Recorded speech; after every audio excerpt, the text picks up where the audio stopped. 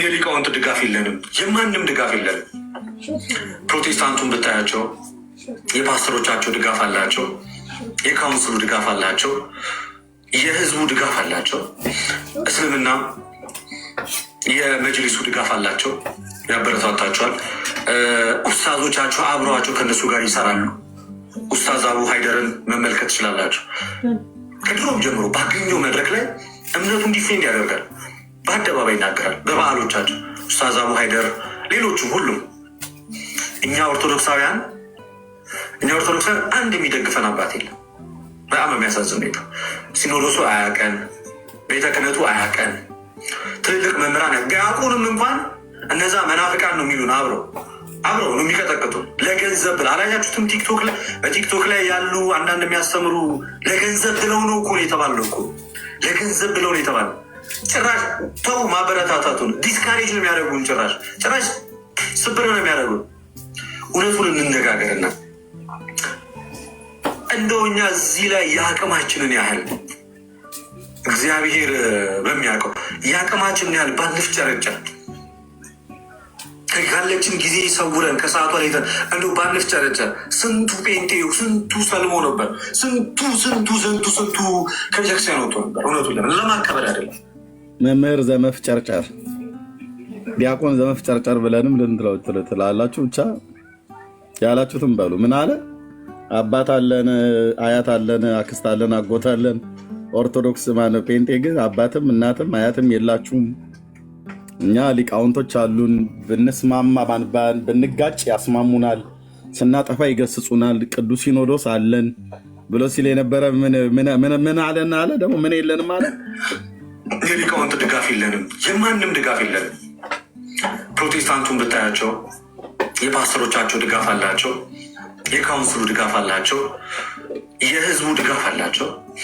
እስልምና የመጅሊሱ ድጋፍ አላቸው፣ ያበረታታቸዋል። ኡስታዞቻቸው አብረዋቸው ከነሱ ጋር ይሰራሉ። ኡስታዝ አቡ ሀይደርን መመልከት ትችላላቸው።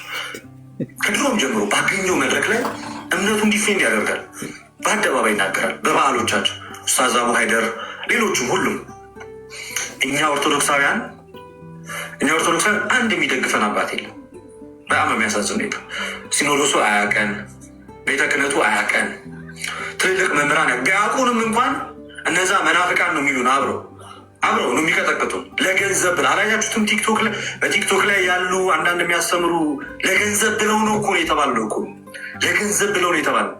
ጭራሽ ተው ማበረታታቱን፣ ዲስካሬጅ ነው የሚያደርጉን። ጭራሽ ስብር ነው የሚያደርጉን። እውነቱን የታክሲ ተራ ልጆች አሏቸው እኮ እሱ እዚህ እየተፍጨረጨር ነው። ኤርሜ ተከፋፍለን ለምን በማደጎ አንወስዳቸውም? ግን ቢሊም እኮ እነዚህን ሰዎች ወስደን እናሳድገው እያለች ነው። ታች አንዷ እየጻፈች ነበር። ከወተትና ከዳይፐር ስላለፉ ብዙም እንትን ላይሉ ይችላሉ። እና እስከዛሬ ከማን ጋር ነበር ስንወያይ ነበር? ከምን እምነቶች ጋር ነበር ስንወያይ ነበረው? ይሄ እኮ ውርደት እኮ ነው ማለት ውርደት። እንደ ድንገት ሳልፍ አገኘሁትና ሪከርድ አደረግኩትኝ። የሊቃውንት ድጋፍ የለንም፣ የማንም ድጋፍ የለንም። ፕሮቴስታንቱን ብታያቸው የፓስተሮቻቸው ድጋፍ አላቸው፣ የካውንስሉ ድጋፍ አላቸው፣ የህዝቡ ድጋፍ አላቸው። እስልምና የመጅሊሱ ድጋፍ አላቸው፣ ያበረታታቸዋል። ኡስታዞቻቸው አብረዋቸው ከነሱ ጋር ይሰራሉ። ኡስታዝ አቡ ሀይደርን መመልከት ትችላላቸው። ከድሮም ጀምሮ ባገኘው መድረክ ላይ እምነቱን ዲፌንድ ያደርጋል፣ በአደባባይ ይናገራል። በበዓሎቻቸው ኡስታዝ አቡ ሀይደር፣ ሌሎቹም ሁሉም። እኛ ኦርቶዶክሳውያን አንድ የሚደግፈን አባት የለም። በጣም የሚያሳዝን ሁኔታ ሲኖዶሱ አያቀን፣ ቤተ ክህነቱ አያቀን፣ ትልልቅ መምህራን ቢያውቁንም እንኳን እነዛ መናፍቃን ነው የሚሉን። አብረው ነው የሚቀጠቅጡ ለገንዘብ ብለው። አላያችሁትም? በቲክቶክ ላይ ያሉ አንዳንድ የሚያስተምሩ ለገንዘብ ብለው ነው እኮ የተባለው እኮ ለገንዘብ ብለው ነው የተባለው። ጭራሽ ተው ማበረታታቱን፣ ዲስካሬጅ ነው የሚያደርጉን። ጭራሽ ስብር ነው የሚያደርጉን። እውነቱን እንነጋገርና እንደው እኛ እዚህ ላይ የአቅማችንን ያህል እግዚአብሔር በሚያውቀው የአቅማችንን ያህል ባንፍጨረጨር፣ ካለችን ጊዜ ይሰውረን፣ ከሰዓቷ ላይ እንደው ባንፍጨረጨር። ስንቱ ጴንጤው ስንቱ ሰልሞ ነበር፣ ስንቱ ከቤተክርስቲያን ወጥቶ ነበር። እውነቱን ለማካበድ አይደለም። ሚዲያው እንግዲህ እድሉ ለሁሉም ሰው ሰጥቷል አይደለ? ሚዲያው ለሁሉም ሰው እድሉ ሰጥቷል። የሙስሊሞቹን የተቀናጀ አካሄድ ታውቁታላችሁ። 24 ሰዓት ነው የሚሰሩት። የፕሮቴስታንቱን አሰራር እንደው ባለችን አቅም እኛ እዚች ነገር ላይ ባንንቀሳቀስ ኖሮ ስንቱ ግራ ተጋብቶ ይቀር ነበር። ማን ነበረው እስኪ ሀይ የሚለው? ተበትናችኋል ነበር የምትቀሩት። ቢያንስ እንኳን ድጋፍ ስጡን፣ እውቅና ስጡን አይደለም። ቢያንስ እንኳን ስትቃወሙን ትክክለኛ መረጃ ይዛችሁ ብትቃወሙን። በጅምላ ጭፍጭፍ አድርጎ ገንዘብ ፈልጎ ነው እንዴት ይባላል? ለገንዘብ ብለው የመጡ ልጆችን እንዴት ለሌላ አሳልፋችሁ ሰጡናላችሁ? የእኛን ውጣ ውረድ ታውቁታላችሁ። እዚህ ላይ ያለው ውጣ ውረድ የሊቃውንት ድጋፍ የለንም፣ የማንም ድጋፍ የለንም። ፕሮቴስታንቱን ብታያቸው እስኪ እንደ ኡስታዝ አቡ ሀይደር ወጥቶ በስነስርዓት አይተህ እንደሆነ ሁለቱም እሱም መስቀሉን አንዠርግጎ የገባው አክሊልም ከኋላ የማርያምን ስዕል አድኖን ያደረገው መናፍቅ ከተባሉ በኋላ ነው። አይተህ እንደሆነ ገባ ደንግጠዋል። ገባ መናፍቅ ሲባሉ ልክ አርጎት አያውቅም፣ እንደዚህ አንዠርግጎ ገብቶ አያውቅም ነበር። ይሄኛው ደግሞ ስሙት። አይደል መጽሐፍ ቅዱሳችንን ጠቅሶ እስኪ የትኛው መምህር ነው እንደ ኡስታዝ አቡ ሀይደር ወጥቶ በስነስርዓት ልክ ኡስታዝ አቡ ሀይደር መጽሐፍ ቅዱሳችንን ጠቅሶ የእኛን መጽሐፍ ቅዱስ ጠቅሶ ኢየሱስ አምላክ አይደለም እያለ ሲናገር የትኛው የቤተክርስቲያን አባት ጥቀስልኝ? የትኛው የቤተክርስቲያን አባት ነው ወጥቶ መልስ የሰጠው? መቼ መልስ ሰጥቶ ይታወቃል? አንድ ዲያቆን ያደርጋል አበጋዝ አይደል እንደ ፕሮቴስታንቱም ላይ የምላሽ መጽሐፍቶችን ነው የሚጽፈው። ከዛ በላይ የተወሰኑ አንዳንድ አባቶች እነሱ እኮ ሀራካት ነው ዳዋ የሚያደርጉት እኮ። ከዛ ስንቱን ነው ወደ እስልምና ያመጡት? አይገዳችሁም እንደ ሰው ከቤተክርስቲያን ሲወጣ? እኔ ሊገደል ሊያስጨንቀን ይገባል። ኦኬ እሺ፣ እናንተ እዛው ናችሁ። እኛ እድሉ ተፈጠረልንና ወደ ቲክቶኩ መጣን። ከእናንተ የተማርናትን ከአባቶቻችን ከእናንተ የሰማናትን ከእናንተ የተማርናትን ከዚችም ብለን እርስ በርሳችንም ተደጋግፈን ይዘን መተን ከነሱ ጋር መከራከር ጀመርን። እንደ ልጅ ልንሳሳት እንችላለን። ምክንያቱም አቅጣጫ ያሳየን ሰው የለማ። አቅጣጫ ያሳየን የለም። በዚህ ግባ በዚህ ውጣ ያለን የለም። ስህተት ከኛ የሚጠበቅ ነገር ነው። ስንሳሳት ትጠሩንና ሰብስባችሁ ቁጭ አድርጋችሁ እዚህ ትምህርት ላይ ተሳስተሃል አርም ብላችሁ አቅጣጫ ለምንድን ነው ማታሳዩን? ለምን አጠሩንም? እኛ ልጆቻችሁ ነን እኮ አይደል? እኛ ልጆቻችሁ ነን። ቢነገረን ማንሰማ ሰዎች አይደለም። ተው ብንባል ማንሰማ ሰዎች አይደለም። በራሳችን ተነሳሽነት የክርስቲያን ወንድሞቻችንን ልብ በትንሹ ለማሳረፍ ብለን እዚህ ጋር የምንፍጨረጨረው እንጂ እኮ ለእኔ ለልደተ ቃል እኮ የምጠቅሙኝ ነገር የኔ ፎሎወር ሚሊዮን ቢገባ አንድ ዳቦ ይገዛልኛል? አይገዛልኝም እኮ። ምንም ያደርግልኝ ነገር የለም። የዕለት ጉርሴን ይሰጠኛል? በቀይረውን ልብስ ይሰጠኛል? አይሰጠኝም። የምኖርበትን ቤት ኪራይ ይከፍልልኛል? አይከፍልልኝም። ሚሊዮን ሰዎች ተከታይ ብትኖሩ ማለት ምንም እኮ አያደርግልኝም። ብቻ እግዚአብሔር ለሁሉም ጊዜ አለው። ቢዘገይም ማንም አይቀድመውም። እኔ እንደዚህም ሆኖ ሲኖዶሱ እንዲሆነ እንዲያ ሆነ ብዬ አፌን አላላቅቅም። ሲኖዶሱ ላይ እታገሳለሁ፣ እጠብቃለሁ። ኦኬ ያው እንግዲህ አባቶች፣ እናቶች፣ አያቶች፣ ቅድመ አያቶች አሉን ብለው ሲሉ የነበሩት ሊቃውንቱ አያቀን፣ ቤተ ክህነት አያቀን፣ ሲኖዶሱ አያቀን፣ መምህራኑ አያቁን፣ ቢያውቁንም መናፍቅ እያሉ ማለት ነው። የት ሄዶ ያ ሁሉ ጉራ ያ ሁሉ አንጀባ እንደሚባለው ማለት ነው የት ደረሰ? ለዚህ ነው አያችሁ በለፈለፉ ይጠፉ ይባላል። እኛ አባቶች አሉን፣ አያቶች አሉን፣ ቅድመ አያቶች አሉን ብለን ጉራችን አልቸረቸርም። አባቶች ስለሌሉን አይደለም። የስጋ አባትም አለን፣ መንፈሳዊ አባቶችም አሉን። እኛ ከሁሉ በላይ ግን ጌታ አለን። ኦኬ ጌታ አለን እና እንደ ድንገት ነው ሳልፍ ሪከርድ ያደረግኩትኝ እዚህ ከሙስሊሞቹ ጋር ሁሉ የቆሙትን አንደኛችሁን አልሰለማችሁ ወይ ደግሞ ቤተክርስቲያን ትምህርታችሁን አላወቃችሁ። አለማወቅ ግን እንዴት ደፋር ያደርጋል። አለማወቅ እንዴት ያሳዝናል። አለማወቅ እንዴት ደፋር ያደርጋል። በጣም ነው የሚያሳዝነው። ያንተ አምላክን ያንተ ፈጣሪ መድኃኒዓለም ክርስቶስ እንደዛ ሲሰደብ ለምን ወደ ያልቆምከው? ገባል? አይ እኮ አምላክ ትንሽ እንኳን ህሊናን አልከለከለም። ክርስቶስ ኢየሱስ እብድ ነው፣ ሎቱ ስብሐት በጣም ብዙ ነገር ሲባል እግዚአብሔር ለመድገም የሚዘገንኑ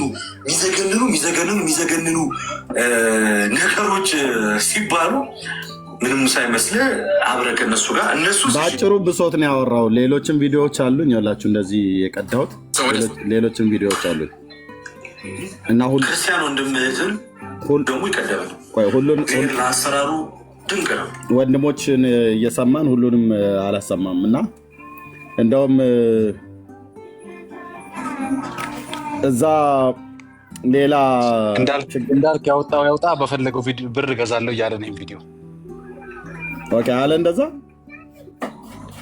ኤርሚ ይፈልጓል ቪዲዮ በጣም እፈልጓለሁ።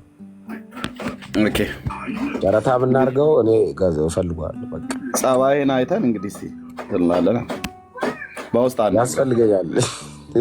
በጣም ጨረታ ይደረግና ልጆቹ እናሳድግበት። እኔ ፈለገ ይሰጠኝ ፈለገ መሐመድ ሌላ ጦስ መጥቶበታል ነው የሆነ ዶሴ ያውጥተውበት አንዱ አጋልጣለሁ ብሎ እዚሁ ልደተ ቃል እዚህ እየተናገረ ነው። ስሙን አልጠቀሰውም ግን እሱ ነው። እኔ ከሌላ ምንጭ ሰምቻለሁ። እና እንዴት የወንድምህን ገበና አደባባይ ላይ ልታወጣ ትፈልጋለህ?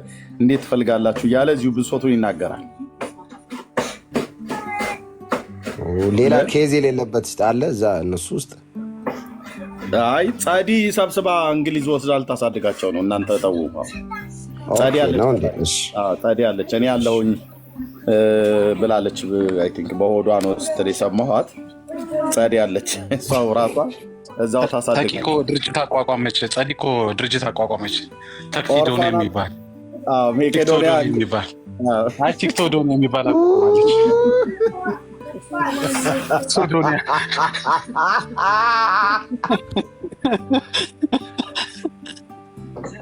አባት አልባ ልጆችን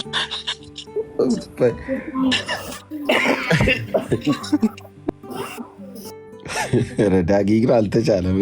ጌታ እንጂ ዳጊ ኤርሚ በምን ቀን ነው ሪከርድ ያደረገው?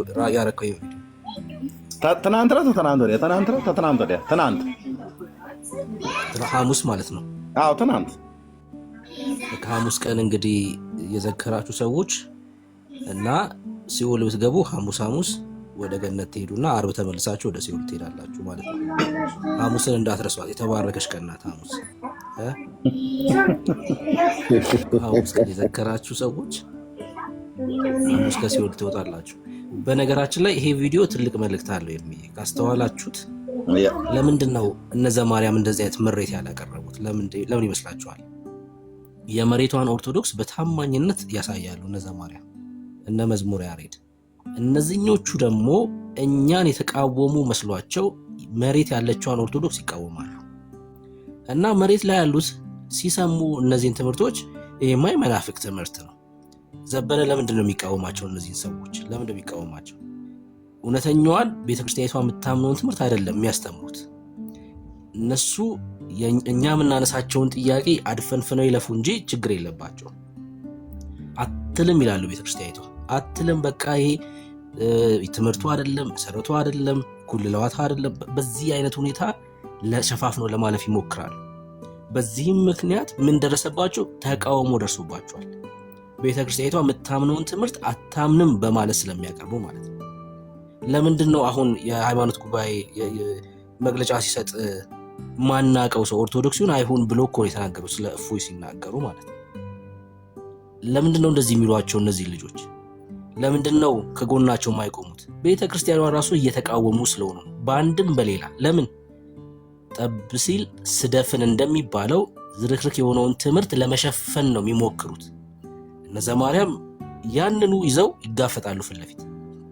አዎ ከሲኦል ነብሳት ይወጣል ብለው በድፍረት ይናገሩና ለዚህ ትምህርታቸው አንደኛ ሳሙኤል መጽሐፍ ምዕራፍ 2 ይጠቅሳሉ።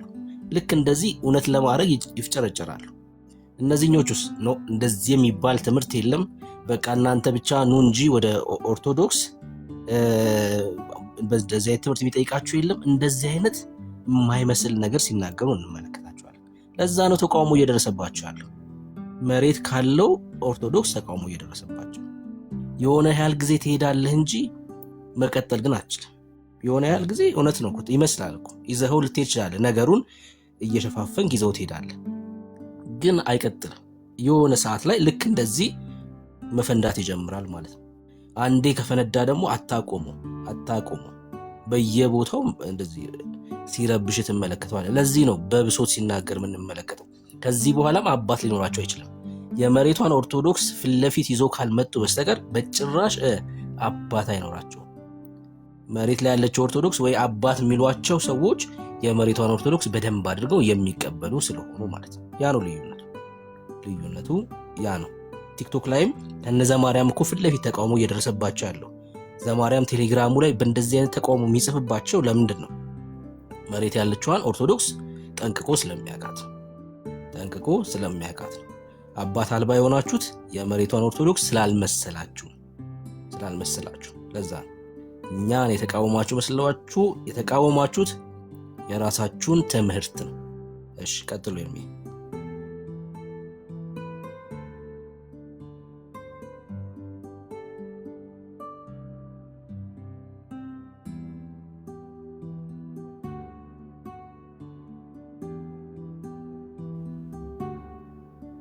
ዳጊ ቀጥል። የቀደሙን አይ በቃ እኔማ ምን ያለውን መዋጮ እንግዲህ በላይቭም በምንም ለቲክቶክ ዶን ያዋጣለሁ። አልገባሽ ልጆች ይሰባሰቡ። ቀጥል እንዳልክ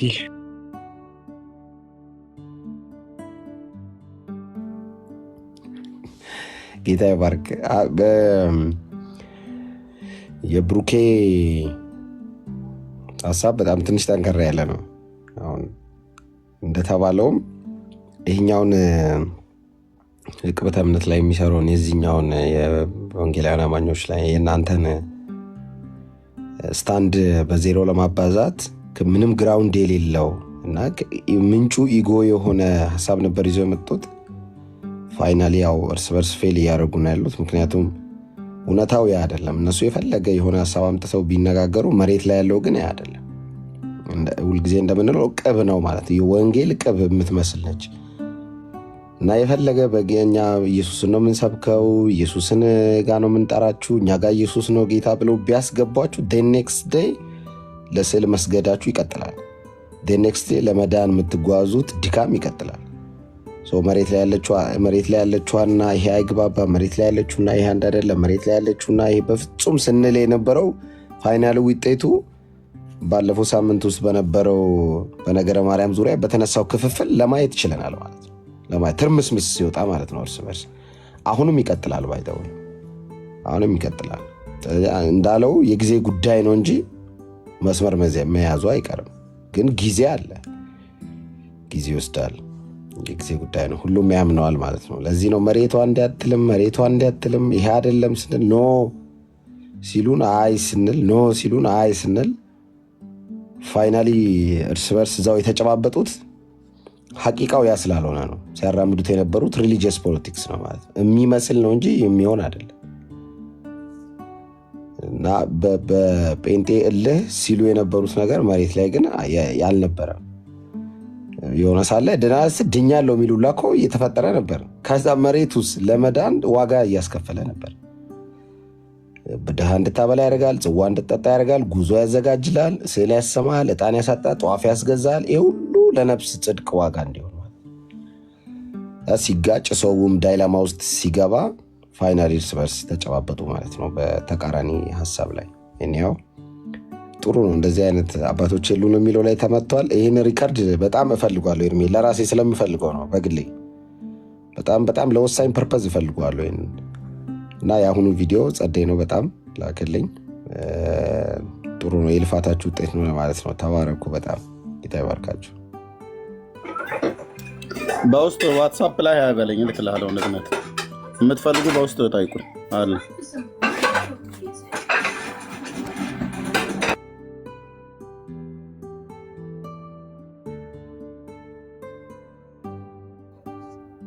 ሜላ እንኳን ደህና መጣክ። ለሜሎስ ጥያቄ ያለኝ እንኳን ደህና መጣ ብዬ ብሩኬ። እሺ ሜሎስ እንኳን ደህና መጣ።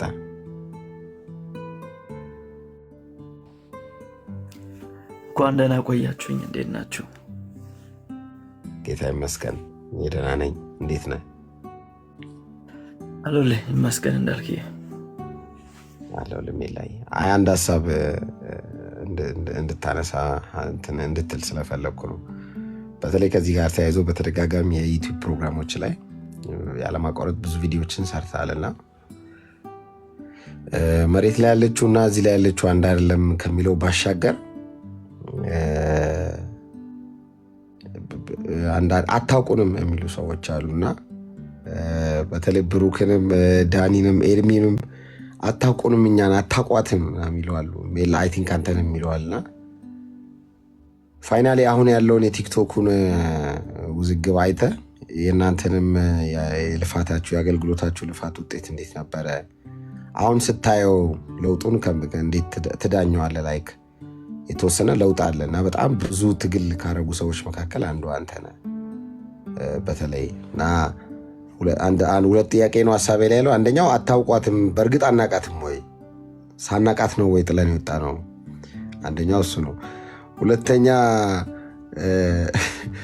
ለውጥ እያየህ ነው ወይ? እና ይሄ የሚዲያው ወንጌል ቅብ ነው የምለው የወንጌል ቅቡ ቲም መጨረሻው ምን ይመስላል? ፕሮፌሰር አርጊ ትንቢት አርጊ ያልኩ ሳይሆን ምን ይመስላል መጨረሻው? በዚያ የያዛቸው ወዴት የሚሄዱ ይመስላል? እስቲ ሀሳብ እንድሰጥ ነው። ተባረክ ሜላይ። እሺ ጥሩ ጥያቄ ነው። እንደ ሁሌውም ሁላችሁንም ሰላም ብያለሁ። እዚህ ያላችሁ ብሩክ፣ ኤርሚ፣ ዳኒ፣ ዳጊ፣ ጌርሳ፣ ሚልካ ሁላችሁንም 490 ቤተሰቦች የጌታ ጸጋና ሰላም ከሁላችን ጋር ይሁን። በድጋሚ ስላገኘኋችሁ ደስ ብሎኛል። የተወሰነ ፖይንት ቅድም ማነው ልደተ ቃል ያወራው ላይ ትንሽ ነገር ሪፍሌክት ላድርግና ወደ አንተ ጥያቄ እመጣለሁ። አንዳንድ የተናገራቸው ልክ ያልሆኑ ነገሮች አሉና እውነትም ቤተክርስቲያኒቷን አያውቋትም ያስባለኝ ሌላ ቪዲዮ ነው አሁን የሰሙት ማለት ነው። አንደኛው ነገር ምንድነው አቡ ሃይደር ወይም ደግሞ ሳዲቅ መሐመድ ስለ ኢየሱስ ክርስቶስ አምላክ አይደለም እያለ የማይሆን ነገሮች ሲያወራ ማንም አባት መልስ አልሰጠም ብሏልና ቪዲዮ ላይ አሁን የሰማነው ቪዲዮ ላይ በዛ ጊዜ በጣም መልስ ይሰጡ የነበሩት እንግዲህ ክርስቲያን መምህራን መካከል አንደኛው አቡነ ሳሙኤል የሚባሉ የኦርቶዶክስ ቤተክርስቲያን ጳጳስ ነበሩ በዛ ወቅት ማለት ነው። እሳቸው በጣም ብዙ በዚህ ጉዳይ ላይ ይጽፉ ነበር፣ ያስተምሩ ነበር በጣም ለረጅም ጊዜ። እንደውም ጥናታዊ የሆነ መጽሐፍ ራሱ እስልምናና ክርስትና አሁን በደንብ ርዕሱን ባላስታውስም ግን እስልምናና ክርስትና የሚል አይነት ጽሑፍ ያለው የሆነ ትልቅ መጽሐፍ ኢቨን ዳታ ያለው መንግስት ያወጣውን ዳታ በደንብ አድርገው በመጽሐፍ አድርገው እስልምና እንዴት አድርገው እያስፋፉ እንደሆነ የት ቦታ ላይ የተስፋፋ እንደሆነ በደንብ የተጠና ዳታ ያለውን ጽሑፍ እና ማብራሪያ አድርገው ክርስቲያናዊ አንድምታን አስቀምጠው ሲሟገቱ የነበሩት ማን ናቸው? አቡነ ሳሙኤል የተባሉ የያኔው ጳጳስ ነበሩ ማለት ነው። አሁንም ጳጳስ ናቸው ካልተሳሳትኩ። በህይወት ይኑሩ አይኑሩ ስላላወቅኩ ነው ይቅርታ። እና እነዚህ ሰዎች ኢቭን የሃይማኖት መቻቸው በኢትዮጵያ ልክ ነው። እሺ ቴንኪዩ በጣም እነዚህ ሰዎች ምንም ቤተክርስቲያኒቷን አያውቁም ስንል በየጊዜው በሚያወሩት ነገር እንደዚህ አይነት ፋውሎች ይሰራሉ ማለት ነው። እና ቤተክርስቲያኒቷ እነዚህ ሰዎች ላይ የስር ደብዳቤ ራሱ ብታወጣ እኔ አልፈርድባትም። ምክንያቱም ቤተክርስቲያኒቷ ምንም ነው የማያውቁት፣ ማወቅም አይፈልጉም። በተለይም ደግሞ አሁን ፖይንቴን በደንብ ክሊር እንዲያደርግልኝ አሁን የተናገረው አሁን ያየነው ቪዲዮን ወዳጃችን የግዕዝ ቁጥር እንኳን አያውቅም። የግዕዝ ቁጥር አያውቅም ራሱ ሲናገር ነው የሰማሁት። የግዕዝ ቁጥር ራሱ አያውቅም። አንድ ቀን ማን ነው መጋቢ ብሉይ አይመረ ሃይማኖተ አበው ለምሳሌ ምዕራፍ 50 ክፈትልኝ ብሎት ከየት ያምጣው ቢገልጥ እና መጨረሻ ላይ እኔ ግዕዝ አልችልም አለው ማለት ነው። ላይቭ ላይ ነው ይህን መቼም እሱ ማይክድም ላይቭ ላይ ነው ያወራው። በደንብ ነው የሰማሁት። በቃ ምዕራፍ 50 ብሎት አንዴ 40 ይገልጣል፣ አንዴ 150 ይገልጣል ምናምንና የግዕዝ ቁጥርን ያልችልም ማለት። እንግዲህ የግዕዝ ቁጥር የማይችል የኦርቶዶክስ አቃቤ እምነት በጣም እኮ ነው የሚያሳዝነው ማለት ነው። እና እንትናቸው ደስ ይላል፣ ፓሽናቸው ለማገልገል ያላቸው ፍላጎት ደስ ይላል። ግን ቤዚክ የሆነውን የግዕዝ ቁጥር የማያውቅ የኦርቶዶክስ አቃቤ እምነት መሆን አይችልም፣ በፍጹም አይችልም። ቤተክርስቲያኒቷን አይወክላትም። ስለዚህ የመጀመሪያው አንደኛው ስህተት እዚህ ቪዲዮ ላይ የሰማሁት ይሄ ነው። ሌላው ተው ስንባል እንተዋለን፣ እኛ እኮ የአባቶችን ምክር እንሰማለን አሉ፣ ግን አይሰሙም። አቡነ አብርሃም የዛሬ 1 ዓመት በፊት ይህን ነገር ተናግረዋል። ቲክቶክ ላይ ውይይት የምታደርጉ ልጆች አቁሙ ብሏል አቡነ አብርሃም። 1 ዓመት አልፏቸዋል፣ ማንም አላቆመም። አሁን ላይ ሚኦቲሲ ላይ ተደጋጋሚ ፕሮግራም ተሰርቶባቸዋል፣ ግን አላቆሙም። እንደውም እየወቀሷቸው ነው የሚገኙት ማለት ነው። አንድ ነገር ምስማማው ቀደም ልት ካለው ነገር ጋራ ኢየሱስ ሲሰደብ መልስ አይሰጡም የሚል ነገር ተናግሯል። በዚህ ሐሳብ እስማማለሁ። ቤተክርስቲያኒቷ ኢየሱስ ላይ ምንም አይነት ነገር ቢነገር ማንም ቢናገር መልስ እንደ ቤተክርስቲያን ነው የምላችሁ፣ እንደ ቤተክርስቲያን መልስ መስጠት አትፈልግም። ማርያም ላይ ግን የሆነ ትንሽ የተዛባ ትምህርት ከመሰላቸው ወዲያው ነው መግለጫ የሚሰጡት ማለት ነው። ይህን ደግሞ አሁን በዚህ በጥቂት ቀናቶች ያየነው ነው። ማርያም የወደቀችውን ስጋ ይዛለች ወይስ አልያዘችም ለሚለው ክርክር ወዲያው ነው መልስ የሰጡት አይደል? ተከታታይ መልስ ነው የሰጡት ዮቲሲ ላይ። ኢየሱስ ላይስ ያ ሁሉ ነገር ሲወራ ቤተክርስቲያኒቷ መልስ ሰጥታለች ወይ? አልሰጠችም። ስለዚህ ለቤተክርስቲያኒቷ ኢየሱስ ሳይሆን ማርያም ቅርብ እንደሆነች በእነሱ አስተሳሰብ ይህን ማረጋገጥ ችለናል ማለት ነው። እና ፖይንታችንን ነው በደንብ አድርገው ያረጋግጡልን። ቤተክርስቲያኒቷ ለኢየሱስ ቦታ የላትም ለፍጡራን ነው ቦታ ያላት ስንል ያው ከነሱ አንደበት እያየን ነው ይህን ነገር እያረጋገጡልን ማለት ነው። ሌላው እንግዲህ ቤተክርስቲያኒቷን ማን ነው የሚያውቃት በሚለው ጉዳይ ላይ ያው በግልጽ እነሱ ራሳቸው የሆነ ግሩፕ ተሰጥቷቸው እንግዲህ የቲክቶክ ሰዎች ብቻ ሆኖ ቀርቷል። በቤተክርስቲያኒቷ ትምህርት እንደውም እስከዚያ ድረስ ራሱ መቆየታቸው የሚገርም ነው፣ በጣም የሚገርም ነው። ግን ያን ያህል ተጽዕኖ ይፈጥራሉ ተብሎ ስላልታሰበም ነው ዝም ያሏቸው። ምክንያቱም መድረክ ላይ የሌሉ ሰዎች ናቸው። በተለይም በዚህ ሳይድ ያሉት የተፈረጁት ሰዎች መድረክን ላይ የማያገለግሉ ሰዎች ናቸው አብዛኞቹ ማለት ነው። ስለዚህ ቤተክርስቲያኒቷ ያን ያህል እንደ ቻሌንጅ አታያቸው። እውነት ለመናገር ደግሞ ምንም ሊያደርጉት አይችሉም። ቲክቶክ ላይ ገብቶ ብቻ የሚያይ ሰው ነው ሊከተላቸው የሚችለው፣ እሱንም እንዲሁ ቲክቶክ ላይ ሲገቡ ማለት ነው። ከዛ ውጭ ሰው የት ነው ያለው ከተባለ ምድር ላይ ነው ያለው። ሰው የት ነው ያለው ከተባለ ስዕል ወደ መስገድ ላይ ነው ያለው። ዛሬው እንደ ርዕሴ ስለተቀመጠ እሱን እንደ ዋቢ አድርጌ ላንሳ። ግን ለውጦች አሉ ወይ ቤተክርስቲያኒቷ ውስጥ ከተባለ በጣም ብዙ ለውጦች አሉ፣ በጣም ብዙ ለውጦች አሉ። ለምሳሌ አንዱ ከስዕል ጋር በተገናኘ የስዕል ታድሶ እየመጣ ነው በቤተክርስቲያኒቷ ውስጥ። ይህን ቃል በቃል እነሱ ነው ታድሶ የሚለውን ቃል የተጠቀሙት። እንግዲህ ቀንዲል የሚባለው ሚዲያ ኦርቶዶክሳውያን የሚያዘጋጁት ሚዲያ ላይ የስዕል ታድሶ ያስፈልጋል እያሉ ነበር። ስለ ሚካኤል ስዕል ባወሩበት አውድ ላይ ማለት ነው። እና ልክ ያልሆኑ ስዕላቶች አሉ ቤተክርስቲያኒቷ ውስጥ። እነዛ ስዕላቶች መውጣት አለባቸው። እስከዛ ድረስ ለካ ተሸውደናል፣ የካቶሊክን ስዕል ይዘን ነበር፣ የጳጳስ ስዕል ነበር የሚሉ ነገሮች ብቻ እየሰማን ነበር። ስለዚህ በስዕል ጉዳይ ላይ የስዕል ታድሶ እየመጣ ነው። በመጽሐፍት ጉዳይ ላይ እነዚህ መጽሐፍቶች እኛን ይወክላሉ፣ እነዚህ መጽሐፍቶች እኛን አያወክልም የሚል የመጽሐፍት ታድሶ እየመጣ ነው። እና እግዚአብሔር በተለይ ስለ ታድሶ ስናስብ ታድሶ በየዘመናቱ እና በየሀገሩ የራሱ የሆነ ቅርጽ አለው፣ የራሱ የሆነ ቅርጽ አለው። ምክንያቱም የታድሶ እንቅስቃሴ ልክ እንደ ንፋስ ነው። መቼ እንደሚመጣና ቤት እንደሚመጣ አይታወቅም። እና በእኛ ዘመን የነበረው የታድሶ አገልግሎት ነበር። ከኛ በፊት በነበሩ አገልጋዮች የነበረ ደግሞ ታድሶ ዘመን ነበር፣ በእኔ እድሜ ዘመን። አሁን ላይ ደግሞ ያለ የታድሶ አካሄድ አለ። ይህን ታድሶ አካሄድ በጥንቃቄ ካየ ነው እንዴት ነው ከተባለ በቤተክርስቲያኒቷ ውስጥ ባሉ አገልጋዮች እውቅና በተሰጣቸው መድረክ ላይ ባሉ አገልጋዮች ነው የምላችሁ። እዚህ ቲክቶክ ላይ ሳይሆን መድረክ ላይ ባሉ አገልጋዮች እውቅና በተሰጣቸው ግን በማወቅም ባለማወቅም ይህን የታድሶን አካሄድ ይጠቀሙበት ይገኛሉ። እነሱ ላይ ያገባቸው ይችላል። በነገራችን ላይ እግዚአብሔር ከፈለገ በየትኛው መንገድ ፕላኑን ያሳካል፣ አጀንዳውን ያስፈጽማል። ለኋላዊ አምላክ ስለሆነ ማለት ነው።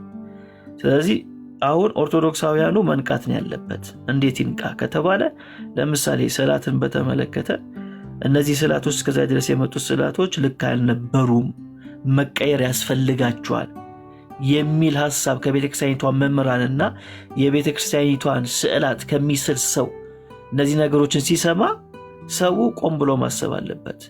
ነገስ ምን ባል ይሆን? ነገስ የትኛው ስዕል ነው ልክ አይደለም ባለው ብሎ ማስተዋል አለበት። ምክንያቱም አሁን 3 ስዕላቶች ናቸው ልክ አይደሉም የተባሉት አይደል? እነሱን አይወክሉም የተባሉት። አንደኛው የሚካኤል ነው፣ የክርስቶስ ሳምራ፣ የአርሴማ።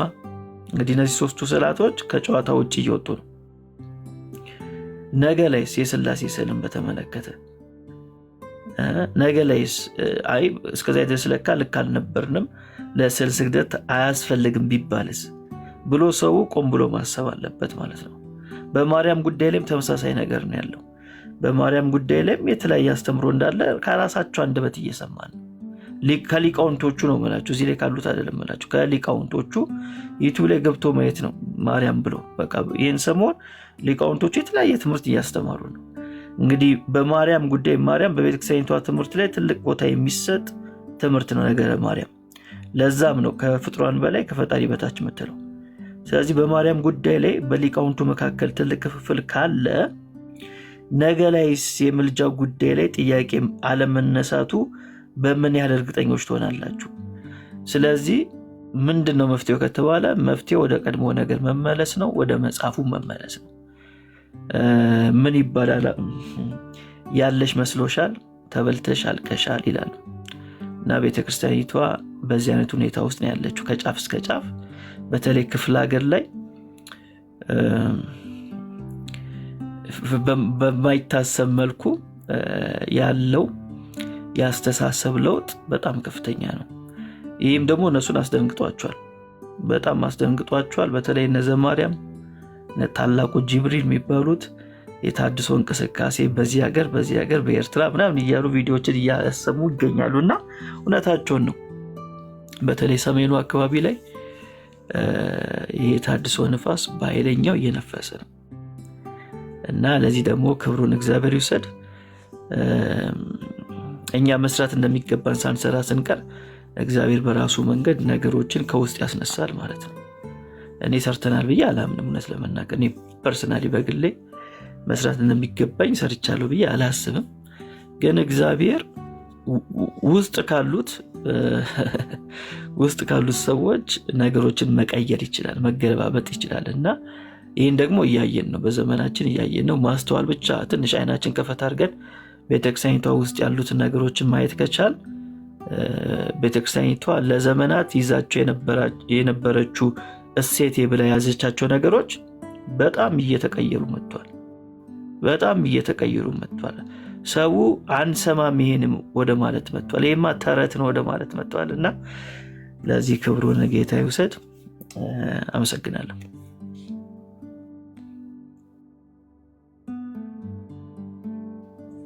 ተባረክ ሚላይ በበቂ ሁኔታ ጥያቄ ይመልሳል። በጣም ቴንኪው። ሌላ አንድ ጥያቄ የምጨምርልን ምንድነው የሚጨቀጭቁን የሚል ብዙ ጊዜ ይነሳል። ምንድነው ከኛ የምትፈልጉት? ለምን አትተውንም? ወንጌልን ሌላ ዓለምን አትሰብኩም? ለምንድነው አስሬ እኛን የምታነሱን ስለኛ የምታነሱት የሚል ክስ ይመጣል። እና ተውን እኛን ሌላ ነገር የለም ወይ የሚያስብል እና የመሰል አይነት ጥያቄዎች ይመጣሉ በተደጋጋሚ እና ለምንድነው ማንተው ለምንድነው ደጋግመን የምንቃወመው ለምንድነው እዛኛው ቤተ እምነት ላይ ፎከስ አድርገን ምናነሳው ምንድነው ምክንያታችን ሜሎስ?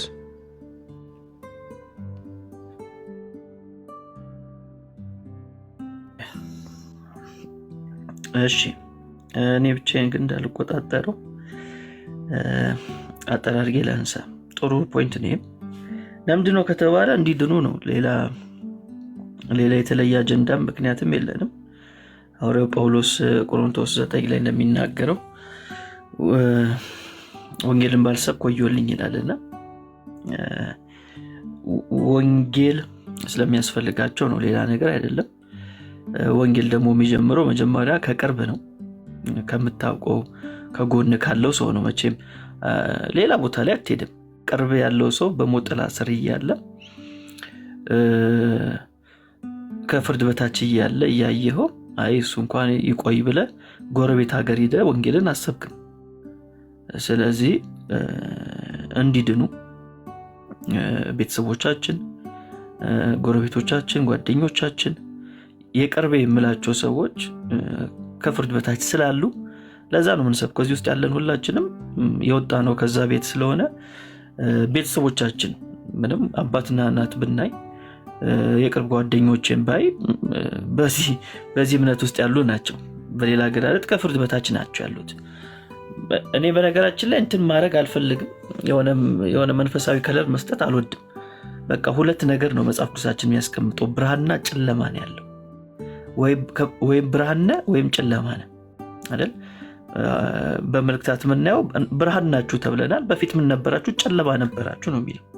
ስለዚህ ሁለቱ ነገሮች ናቸው ያሉት፣ ወይም በብርሃን ነው ወይም በጨለማ ነው፣ ወይም በክርስቶስ ነው ወይም በአዳም ነው። ሌላ ነገር የለም። ኢን ቢትዊን የምናስቀምጠው ነገር የለም። ስለዚህ አንዳንዶች ለምን ወደ ሙስሊሞች አትሄዱ፣ ለምን ለሙስሊሞች ወንጌልን አሰብኩም ይላሉ። እኔ ለውጡ አይታየኝም እውነት ለመናገር። ያም ከፍርድ በታች ነው፣ ይህም ከፍርድ በታች ነው። ከፍርድ በታች የተሻሻለ ሰው የለም። እንደው መልስት ግሬ የለም። በነገራችን ላይ አንዳንድ ሰው እንደዛ ስለሚያስብ ነው። በተለይ የወንጌል አማኝ ነኝ ብሎ የሚያስቡ አንዳንዶች እንደው ለኦርቶዶክስ እኮ እንደው ምናምን ይላሉ እና ግሬ የሚባል ነገር የለም፣ ግራጫ የሚባል ነገር የለም። በቃ ጨለማ ነው ያለው እና ለኔ አንድ ነው እውነት ለመናገር ለኔ ለሜሎስ ፐርሰናሊ አንድ ነው። ከፍርድ በታች ናቸው። በጌታ ያልሆነ ሰው ከፍርድ በታች ነው። ስለዚህ ዋት ዘ ዲፍረንስ ካላችሁኝ መጽሐፍ ቅዱስ ያዘና ቁርአን ያዘ ነው። ሌላ ምንም ልዩነት እኔ አይታየኝም። ለምን ከተባለ ማንንም የምናውቀው በክርስቶስ ነው ማለት በክርስቶስ ያልሆነው በአዳም ነው ላቆም የምችለው። በቃ እኔ በነገራችን ላይ ለሙስሊም መልስ መስጠት ክርስቲያን አያሰኝም። እኔ ትንሽ ስተናል ብዬ ማስበው በዚህ ይሄ ይመስለኛል። እኔ ፐርሰናሊ ሳስብ ለሙስሊም መልስ መስጠት ክርስቲያን አያሰኝም። ምናልባት የተሰጠው መልስ ጥሩ ነው ልንል እንችላለን እንጂ መልሰቹን ክርስቲያን አያስብለው እና እንደው ባንሸዋወድ እላለሁ እንደ ወንድም እንደዛ አስባለሁ። እና እንግዲህ በዚህ መስፈርት ከተስማማን ያለው ብርሃንና ጨለማ ነው ያለው ብለን ካመንን በክርስቶስ ያልሆነው ደግሞ ወንጌል ያስፈልጓል ብለን ካመንን ለኦርቶዶክሳውያን ዕለት ዕለት ይህን ወንጌልን መስበክ አለብን። ለዚህ ነው እና አገራችን ውስጥ ደግሞ ያለው ማጆሪቲው ኦርቶዶክስ እንደሆነ ይታወቃል። እስከ መቼ ድረስ ማጆሪቲ ሆኖ ይቀጥላል የሚለው እሱ ሌላ ጥያቄ ቢሆንም ግን አሁን ባለንበት ነባራዊ ሁኔታ አብዛኛው ኦርቶዶክስ ነው። ስለዚህ ምን ማለት ነው? በሌላ አገላለጥ ለዚህ ወገኖች ወንጌል ያስፈልጋቸዋል ማለት ነው። ወንጌል ያስፈልጋቸዋል። አንድ ሰው ገናን ስላከበረ ክርስቲያን ነው ማለት አይደለም። ፋሲካ ብሎ ስላከበረ ክርስቲያን ነው ማለት አይደለም። ገናን የሚያከብሩ በአረቡ አገር ላይ ሙስሊሞች አሉ። ዝም ብሎ ክሪስማስ እያሉ የሚያከብሩ አሉ ማለት ነው። እንደ ሆሊዴ የሚያዩት እና ገናን ማክበር ክርስቲያን አያሰኝም። ኤቲስቶች አሉ ሜሪ ክሪስማስ የሚሉ እና ገናን ማክበር ክርስቲያን አያሰኝም ወዳጄ። እና እንደው የምመኘው እንደ ውስጣዊ አይኖቻችን ቢበሩ በዚህ ጉዳይ ላይ። በሌላ ነገር ላይ ሻርፕ ነን፣ ግን በዚህ ጉዳይ ላይ በተለይ የወንጌል አማኞች የሆነን በተሐድሶ አገልግሎት ውስጥ ያለን ሰዎች የውስጣዊ አይኖቻችን በዚህ ረገድ ላይ ተከፍቶ ብናይ በጨለማ ውስጥ እንዳሉ መረዳት እንችላለን። እና በተለይም ብዙ እንደዚህ ብሎ የሚጠይቁን ብዙ ጊዜ የወንጌል አማኝ ነን የሚሉት ናቸው። እውነት ለመናገር ያው ከኦርቶዶክሶቹ ባሻገር እነሱ ኦርቶዶክሶቹን ቢጠይቁ እኔ አይገርመኝም። ግን የወንጌል አማኞች የሚሆኑት አንዳንዶች ለምን ኦርቶዶክስ ተሰብካላችሁ እንደው ጊዜ የገደላችሁ ነው ብሎ ያስባሉ። እና እንደው ውስጣዊ አይኖቻችሁ ቢበሩና በዚህ ጉዳይ ላይ ብታዩ መልካም ነው ብዬ አስባለሁ። በአንድ በኩልም ደግሞ አልፈርድባቸውም፣ ውስጥ ያለውን ጨለማ ስለማያውቁት ነው። እኛ ስለነበርንበት የጨለማውን አስከፊነት ጥልቀቱን እናውቋለን ማለት ነው። ስለዚህ ምንም አይነት ኮሜንት ቢሰጠን፣ ምንም አይነት አስተያየት ቢሰጠን ካየነው ነገር አቋማችንን ሊያስቀይረን የሚችል ኮሜንት ሊሰጠን ማለት ነው፣ አስተያየት ሊሰጠን አይችልም። ምክንያቱም ሰዎች ከሚሰጡን ትችት የነበርንበት ህይወት ይበልጣል፣ የነበርንበት የጨለማ ህይወት ኑሮ ይበልጣል። እና የነበርንበትን ኑሮ ሰዎች በኮሜንት ሊያስተውን ሊሞክሩ ሲፈልጉ ያስቁኛል ማለት ነው፣ በጣም ያስቁኛል። እና ደግሞ ትንሽ የገባው ነው ምናምን ይባል ነገርም የለም። በነገራችን ላይ አንዳንድ ሰው እንደዛ ይላል አይደል? ስለዚህ ቲክቶክ ላይ ያሉት ሰዎች ትንሽ እኮ ነው የቀረው ምናምን ነገር ይላሉ። ሩብ ጉዳይ ነው የቀረው ወደ ክርስቶስ ለመምጣት። ምንም እንደዛ የሚባል ነገር የለም። ሩብ ጉዳይም ቢቀረው ከሞት ጥላ ስር ነው ያለው። ዛሬ ያ ሰውዬ ቢሞት ወደ ዘላለም ሞት ነው የሚሄደው፣ ምክንያቱም የዘላለም ሞትን ተሸክሞ ስለሚሄድ ነው። ስለዚህ ለእነዚህ አይነት ሰዎች ምን ማድረግ አለብን? ይህን ወንጌል መስበክ አለብን፣ የጸጋውን ወንጌል መስበክ አለብን። ለዚህ ነው በጣም ባጭሩ ለዚህ ነው አይደለ? ለዚህ ነው። እና በተለይም እንደ ክርስቲያን ወጥ የሆነ አቋም መያዝ ያለብን ይመስለኛል። በእነዚህ አይነት ጉዳዮች ላይ በቃ ወጥ የሆነ አቋም፣ በህብረት የምንያያዝበት፣ አንድ ላይ የምንቆምበት፣ ወንጌል ያስፈልጋል ብለን እስካመን ድረስ ለሁሉም በአንድነት ያለ ልዩነት ወንጌልን መስበክ አለብን ብዬ አስባለሁ። እና ባጭሩ ለመጠቅለል መልሴን በጨለማው ስላሉ ነው ወይም ጨለማዎች ስለሆኑ ነው። በአየር ላይ የሚሰራው የአለቃው መንፈስ ስለሚሰራባቸው ነው፣ ሌላ ነገር አይደለም። ምንም ሌላ ነገር አይደለም ማለት ምንም ማሽሞንሞን አልችልም። ይህን ጉዳይ ከዚህ በፊትም ነገር ያለው በቃ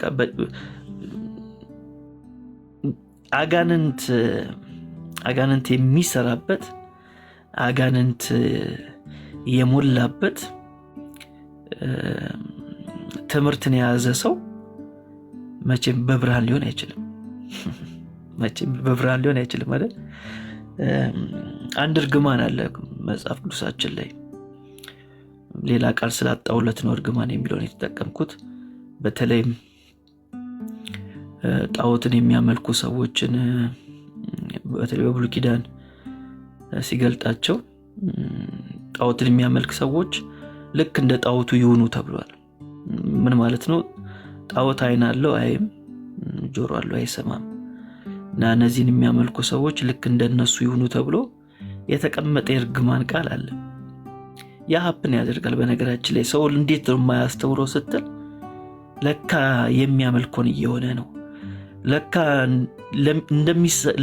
እንደሚሰግድለት ለዛ አካል እየሆነ ነው አይደል? ስዕል ማስተዋል የለውም። ለስዕል የሚሰግዱም ማስተዋላቸው እንደራቃቸው ስናይ ለነዚህ ሰዎች የእውነት እናዝናለን ማለት ነው። የእውነት እናዝናለን። ከዚህ አንጻር ነው ወንጌልን የምንሰብካቸው። እንበርታ ለማለት ነው። ቴንኪዩ እንዳልክ። እኔ ከተፈቀደልኝ አንድ ጥያቄ ልጨምር። ሜል ላይ ይቻላል?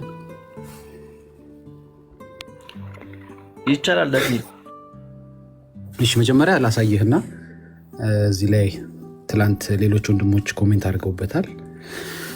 አስተማሪዎቻቸው ጥያቄ የተጠየቁ ነው። እነሱ ደግሞ እንደዚህ እያሉ ነው።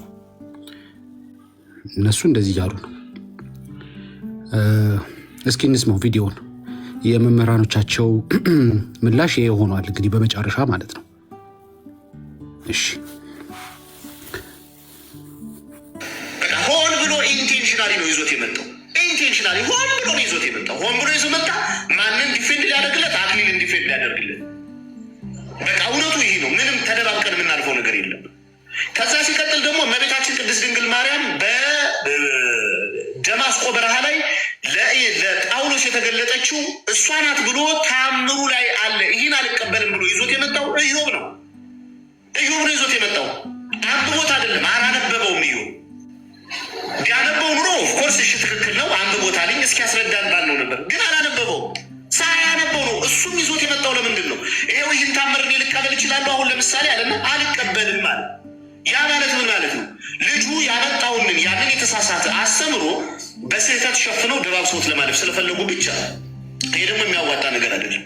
በቃ ስለዚህ መታረም ካለብን እንደዚህ እየታረምን እንሄዳለን። አሁንም ገብረ መንፈስ ቅዱስ ላይ አባታችን በረከታቸው ይደርብን፣ ምልጃቸው ከኛ የለ። አሁንም ቢሆን ዲያቆን ዘማርያም ብቻ አይደለም፣ ከዛ በፊትም ተናግሬያለሁ። አሁንም ቢሆን የጎጃም ሕዝብ እስከ ምጽአት ድረስ በጭራሽ አይማርም የሚል ገድሉ ላይ የለም። ይሄው ገድሉን ከፍተን አሳይተናል። ከዚህ የተለየ ነገር ምንም አይነት ትርጉምም አረዳድም የለውም። በቃ አለቀ ነገር አለ። ይህንን ልብ ልትሉ ይገባል። ታምረ ማርያም ላይ የተባለው የለም፣ ውሸት ነው። በቃ የተገለጠለት ክርስቶስ ኢየሱስ ነው ይላል። ከእሱ ጋር ንግግሩን ሲጨርስ እስከ 3ኛው ሰማይ ድረስ አረገ ይላል። ከዚያ በኋላ በራእይ ተመለከተ ነው። የተመለከተውን ነገር ነው ታምሩ ላይ የተቀመጠው። በቃ አለቀ ነገር አለ። ታምረ ማርያም ላይ የለም፣ ከአሁኑ መጽሐፍ ላይ የለም። እኔም ሲሉ ሰምቼ ነው የሰሙ ስላቸው ከብርሃና ላይ እንዲህ የሚል ነበረ ብለው የብርሃና ቅጅ ያነበቡ መምህር ነግረውኝ ነው። የበፊቱን የቀየሩት ተጽፎ የነበረውን አለቃ እያሌው ናቸው ብለው ነገሩኝ ናሉኝ። ስለዚህ ከአሁኑ ላይ የተጻፈ የለም። እኔም ታዲያ አላገኘሁም። በቃ ይሄ ነው። የኔታ በትረ ማርያምን ጠይቄያለሁ። ከዛ በፊት ግን ላስት ታይም ከአዲስ ኤክስፕሌን እያደረገ ነበር የራሱን ለምን ያኛውን እንዳነሳ ይመስለኛል። ልደተ ቃል ቤት ነው ሂስ ኢንቴንሽን ወዝ እንትን ማድረግ ነው፣ ስህተት ይገኝባቸዋል የሚልም እንደዚህ አይነት ኢሾች ሊገኙ ይችላሉ የሚል አይነት ነው እንጂ አይ ቲንክ መምህር ድሉ ትንሽ እንትን ሳይሉ አይቀርም እና የእሱ ኢንቴንሽን የነበረው ማሳየት ነው። ግን ሆነም ቀረም የኔታ በትረ ማርያምን እኔም ከጓደኛችን ጋር ሆነን በጽሁፍ ጠይቀናቸዋል ቁጥሩን እንዲያመጡት። እሳቸውም የመለሱልን ነገር ምንድን ነው? ነገሩን ክፍሉ አለ፣ መጽሐፉ አለ፣ ስክሪንሾት አድርገን ልከንላቸው ያሉት ፕሩቭ ማድረግ አልቻሉም፣ ማስቀመጥም አልቻሉም። ጀስት ግን ምንድነው ይወራል። የጎጃምን ሰው፣ የጎንደርን ሰው፣ የሸዋን ሰው እሱ ላይ ብቻ አይደለም ገድለ ተክለ ሃይማኖትም ላይ ብሎ የጻፉት አለ። ለገድለ ተክለ ሃይማኖትም ጠይቀናቸዋል። የገድለ ተክለ ሃይማኖትም ላይ ጠይቀናቸዋል። የትኛው እኛ ጋር ይሄም ይቆያል፣ ይሄም ወደ የቆየ ነው እኛ ጋር ያለው የገድለ ተክለ ሃይማኖት ያለ ገዳሙ እያሳተመው ጠየቅን። እዚህም ጋር እዚህኛው ላይ ደግሞ የሸዋ ሰው ብሎ ያስቀምጣል። እዚህ የመጣሁት አለ ምናልባት እዛ ላይ የተዘረዘሩ ስላሉ የአቡነ ሀራ ድንግል ላይም እንደዚህ ተብሎ ተቀምጧል። ስለ ጠይቀናቸዋል። ለሁሉም የቀረበልን ነገር ምንድን ነው? ሶሻል ሚዲያ ላይ የሚሯሯጡ እንዲህ ተብሏል እንደዛ ተብሏል የሚል ነገር ነው የያዙት እሳቸው። በኋላ ላይ ግን ሌላኛው ጓደኛዬ ደግሞ ጠይቋቸዋል። ቀድሞ ጥንት ነው የነበረው፣ አሁን ላይ የለም፣ ጥንት ግን ነበር የሚል መልስ ነው የሰጡት። አይ ቲንክ ደጋግመን የራሳቸውን ጽሁፍ እንዲያስተባብሉ እናደርጋቸዋለን። እሳቸው ከእሳቸው ጋር ያለው ምላሽ ይህንን ነው የሚመስለው። ዲያቆን ዘማርያም ሲጻፍም ሲፖሰትም ላይቭም ስንገባ በተጻፈና በተባለ ነገር ላይ የሆነ ሰው ሲፖስት ልክኝ ሰው ጻፉ። በቃ በጣም ደገኛ ጽሁፍ ይጽፋሉ። በነገራችን ላይ ሲጽፉኝ ሄደን እኝን አባት የቱ ጋር ነገር መንፈስ ቅዱስ ላይ እስከ ዕለተ ምጽአት የጎጃም ሕዝብ ይቅር እንደማይባል ይገልጻል። የቱ ጋር ነው ያነበቡት? እስቲ ምዕራፍና ቁጥሩ ስጡኝ። እኔ ገድሉ አለኝ። የስንተኛው ዓመተ ምህረት እትም ገድል እንደዚህ የተናገረው ብሎ መጠየቅ፣ ከዛ መጥቶ ቲክቶክ ላይ መናገር። ቃል በቃል ያልተጻፈን ነገር ነው የሌለን ነገር ጽፎ ስቶ ማሳት ተገቢ አይደለም። አሁን እንደው ሚዲያ ላይ ወጥቶ ጋዲሳን አየ ነው እንጂ ስንት ሌሎቹ ሼር አድርገውታል። ሚዲያ ላይ ያልወጣ እንዳይረዝም ትንሽ ቪዲዮ ዘለግ ያለ ስለሆነ ምንድነው ጥያቄ መምህሩን እንግዲህ የተቿቸው ነው። ሳያጣሩ ለምን ይጽፋሉ፣ ሳያጣሩ ለምን ያወራሉ ነው። እሳቸው ሲጠየቁ አይ እኔ ሲሉ ሰምቼ ነው የሚል ምላሽ ነው የሰጡት። እንደዚህ ብሎ ነገር ከተጀመረ ሌሎቹንም ነገር ሲሉ ሰምተው ከሆነስ በብዙ ርዕሶች እንግዲህ የገቡ ነው። ሰሞኑን ባፈሳፈሳቸው ጉዳይ ሰሞኑን ባጋጫቸው ጉዳይ ራሱ ያለው ነገር ሲሉ ሰምተው ይሆን? ምንድነው ይሄ ነገር? ከአንድ መምህር የሚጠበቅ ምላሽ ነው ወይ? ነገሮች ታይተን መሆን እየጀመሩ ሲመጡ እየጠበቁ ሲመጡ ሲሉ ሰምቼ ነው የሚለው በጣም እንትን አይደለም። እና እስኪ ሜላይ በሰማሁ ላይ አስተያየት መስጠት ከፈለክ ብዬ ነው። ቴንኪው። ትላንትና ትንሽ ብለንበታል። ተባረኩ። እሺ ነጊ ቴንኪው በጣም እንግዲህ እንደነዚህ አይነት ጥያቄዎች ሲነሱ እንግዲህ የተነሱት ያው ከራሳቸው ኦርቶዶክሳውያን ነው። እኛ የምናነሳውን ጥያቄ ትተነው ነው የምላቸው። አሁን እዚህ ጋር በቪዲዮ ካየሁት ተነስቼ እዚህ ጋር ያሉት እንግዲህ ኦርቶዶክስ ነን የሚሉ ናቸው ሁሉ። እንግዲህ ጽሁፉንም ሲያሳይ የነበረው እንግዲህ የጻፉት ኦርቶዶክስ የሆኑ መምህር ናቸውና እንደዚህ አይነት ጥያቄ ሲነሳ ኢምፕሊኬሽኑ ምንድነው ነው ማየት አለብን ብዬ ማስበው። አሁን በእኛ መካከል ኦርቶዶክስን ትተን በእኛ መካከል አሁን በሆነ ጉዳይ ላይ አሁን እኔ አይ ልክ አይደለም ብዬ ባነሳ እዚህ ተነጋግረን መጨረስ እንችላለን። ሜሎስ ለምን እንደዚህ አነሳ ሊለኝ የሚችል ሰው የለም አይደል? ሐሳቡ ይነሳል፣ ሐሳቡ ይብላላል፣ እንነጋገርበታለን። ከዛ በኋላ ልክ የሆነው ቃል አሸናፊ ሆኖ ይወጣል ማለት ነው። ወደ ኦርቶዶክሱ ጋር እንውሰድ። ኦርቶዶክሱ ጋር ስንመጣ ምን ይከለከላል መሰላችሁ? የሚከለከለው ነገር ሰው እንዲያስብ አይፈቀድለትም። ምንድነው የሚችለው? የተሰጠውን ነገር ብቻ ነው መውሰድ ያለበት። አሁን እነ ድል በድል የሚያነሱት አንድ ትክክለኛ ጥያቄ አለ እንደ ኦርቶዶክስ። ለምሳሌ ታምረ ማርያም ላይ የተነሳው ሐሳብ አለ ቅድም የሰማነው። ለሐዋርያው ጳውሎስ ወይም ለሳውል የተገለጠው ማን ነው? ኢየሱስ ነው ወይንስ ማርያም ነች የሚል ጥያቄ ነው የተነሳው። ምክንያቱም ታምረ ማርያም ላይ እንደምናውቀው ማርያም ተገልጣለታለች ለሳውል። ሳውል ወይ ልጅን ኢየሱስን ለምን ታሳድደብኛለህ ምናምን ብላ ነው የጠየቀችው ነው የሚለው። ስለዚህ ይሄ ጥያቄ ተነሳ ማለት ነው። ይሄ ልክ አይደለም፣ ይህንን ታምር አልቀበልም ማለት ይችላል ወይ አንድ ኦርቶዶክስ? አይችልም። ለምን ከተባለ ድል በድል ምንድነው የሚለው? ማን አንተ የሚል ጥያቄ ያነሳል ማለት ነው። ከዚህ በፊት በሆነ ጉዳይ ላይ ሲያወሩ ስለሰማሁት ነው። ማን አንተ? ቤተክርስቲያኒቷ እንደዛ ነው የምትለው በነገራችን ላይ። ማን አንተ? ይህን ጥያቄ እንድታነሳ ማን ማንዴቱን ሰጠ? በሌላ አገላለጥ ምን ማለት ነው መሰላችሁ? ማን እንድታስብ ፈቀደልህ ማለት ነው። እኔ ካስቀመጥኩልህ ስኮፕ ውጪ ማን እንድታስብ ፈቀደልህ? እንዴት ልታስብ ቻልክ? ይሄ ድፍረት ነው። ለምን ከተባለ ቤተክርስቲያኒቷ ሲኖዶሳዊ ነች። ስለዚህ ሲኖዶሳዊ ነች ስንል እያንዳንዱ ነገር በሲኖዶሱ እውቅና ነው የሚወጣው። ታምረ ማርያም ደግሞ የቤተክርስቲያኒቷ ትልቅ መጽሐፍ ነው። በጣም ትልቅ መጽሐፍ፣ በአምልኮ ውስጥ ራሱ የሚነበብ መጽሐፍ ነው። ስለዚህ ታምረ ማርያም ላይ ይህ ክፍል ልክ አይደለም።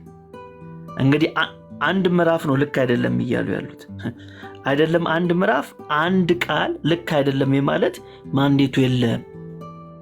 ልክ ባይሆንም አይምሮ ልክ አይደለም እንኳን ቢል አፍ ደፍሮ ሊናገር አይገባውም።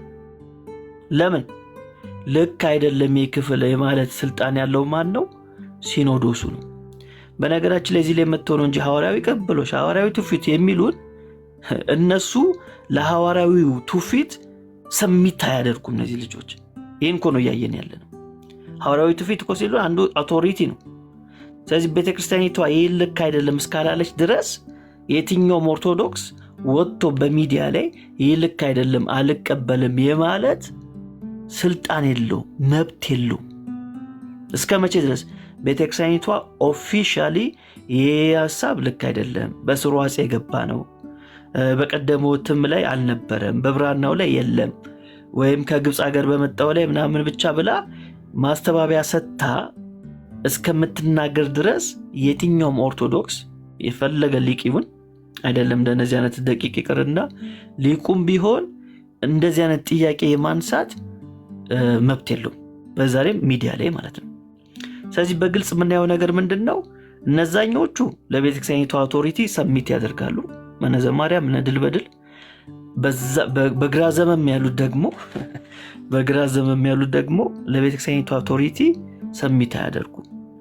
እንዴት ነው እየሄዱ ያሉት ከተባለ ማይንዳቸውን እየተጠቀሙ ነው። which is good፣ እኛ ልክ ነው ብለን ነው የምናስበው። ግን እንደ ኦርቶዶክስ ከታየ ግን ልክ አይደለም። እንደ ኦርቶዶክስ ከታየ ማነው ልክ? እነ ድል በድል ናቸው ልክ። እኔም ኦርቶዶክስ በሆን ልደግፍ የሚችለው ማን ነው? እነ ድል በድል፣ እነ ዘማርያም። ለምን እነዚህ ነገሮች እነሱ እንኳን አይምሯቸው ይጠይቃል። ሳይጠይቅ ቀርቶ እኮ አይደለም፣ ግን እንዲህ ማለት ስልጣን የለንም፣ ስልጣኑ ያለ የት ነው? ቤተክርስቲያኒቷ ጋራ ነው የሚል ሐሳብ ስላላቸው ነው። እንግዲህ ገድለ ገብረ መንፈስ ቅዱስ ላይ ያለ ሐሳብ ተነስቷል ከጎጃም ሕዝብ ጋር በተገናኘ። እንግዲህ እሱ ላይ እንኳን ብዙ ነገር ማለት አልፈልግም። ከዚህ በፊትም የሆነ እንዳልኩት እንደነዚህ አይነት ጉዳዮች ሴንሲቲቭ ጉዳዮች ናቸው። ያው ሁሉንም የምናውቃቸው ነገሮች ማውራት አለብን ብዬ እኔ በግሌ አላስብምና እሱኛው ነገር ይቆይ። ምክንያቱም በጣም ብዙ ነገሮች አሉ፣ ብዙ ክፍተቶች አሉ፣ ብዙ ያልተሞሉ ጉዳዮች አሉ፣ ብዙ ትምህርቶች ላይ እየተጨቃጨቁ ያሉትና እነዛ ላይ ፎከስ ማድረግ አለብን። ግን በጠቅላላው ስናየው አንድ ሰው የሆነ መጽሐፍን የሆነ ክፍልን አልቀበልም ማለት ከጀመረ እመኑኝ ማቆሚያ የለውም። እኛም ወደዚህ የደረስነው አንዱን ልክ አይደለም ስንል፣ ያኛው ስተት አለበት ስንል፣ እችኛዋ ነገር በተስተካከል ስንል ሁሉን ጥለን ወጣን እና እመኑኝ የሆነ ሰው ከጀመረ ይሄ ነገር ልክ አይደለም ማለት ብሎ ከጀመረ ይቀጥላል። ለምን ካላችሁኝ ይሄ ሰው አይምሮን መጠቀም ጀምሯል ማለት ነው፣ ማሰብ ጀምሯል ማለት ነው። አያችሁ፣ እነዛኞቹ አናስብም የወረደልንን እንቀበላለን አሜን ብለን። እነዚህኞቹስ ማሰብ ጀምረናል። የዛሬ 1 ዓመት እኮ አያስቡም ነበር። ታምረ ማርያም የጳውሎስን ታሪክ ስናወራበት ነበር። ማርያም ነች የተገለጠችው የሚለውን እኮ ረጅም ብዙ ጊዜ ፕሮግራም ሰርተንበታል። ግን ያኔ ዝም ብሎ ሲሰሙ ነበር፣ አይምሯቸው ዝም ብሎ ተቀምጧል፣ ግን ማሰብ አልጀመሩ። እና ለነዮ ማለት እንፈልገው እንኳን ከ2 ዓመት በኋላ ማሰብ ጀመራችሁ። አሁንም ማሰብን ቀጥሉ። ታምረ ማርያም ላይ ጥያቄ አነስታችኋል፣ ገብረ መንፈስ ቅዱስ ላይ ጥያቄ አነስታችኋል። እንደዚህ ከጀመራችሁ የሚቀራችሁ ገድል የለም። ሁሉንም ገድል ላይ ጥያቄ ታነሳላችሁ። ከዛ ቤተክርስቲያኒቷ ደግሞ በጌታ ሰላም ቻው ትላለች ማለት ነው። ይህን ይመስላል እንግዲህ ዳጊ። ምን መሰለህ ሜሎሲ፣ በጣም ቴንኪው። አንድ መምህር እንዲህ አይነት ጥያቄ ሲነሳበት ግን ሲሉ ሰምቼ ነው እንዴት ትላለህ ማለት ብዙዎችን እያስተማርክ ነው፣ ብዙ ኃላፊነት አለብህ ከጀርባ። እንደ ቀልድ እንዲህ አይነት ምላሽ መስጠት ተገቢ ነው ወይ ነው አባባል የገባህ? ላይክ ትልቅ እኮ ኃላፊነት ነው ይህ ሰው እየተሰጣቸው እንደ መምህር ማለት ነው። እና ደውለው ሲጠይቋቸው ምላሽ እናገኛለን ብለው አይ እስቲ አስበዋል፣ በእኛ አካባቢ እንዲህ አይነት ምላሽ አንድ ሰው ቢሰጥ ሰዎችን የሚያስተምር የሚያገለግል ሰው ሲሉ ሰምቼ ነው በሚል የወንጌልን ስራ ሲሰራ ማለት አይዶን ነው። ሌሎቹም ነገሮች ሲሉ ሰምተው ይሆን ሜሎሲ? በስዕለ አድኖም በለው በስግደትም በለው ሰሞኑ በምናነሳቸው በጥንተ አብሶ ዙሪያም ሲሉ ሰምተው ነው ማለት ነው።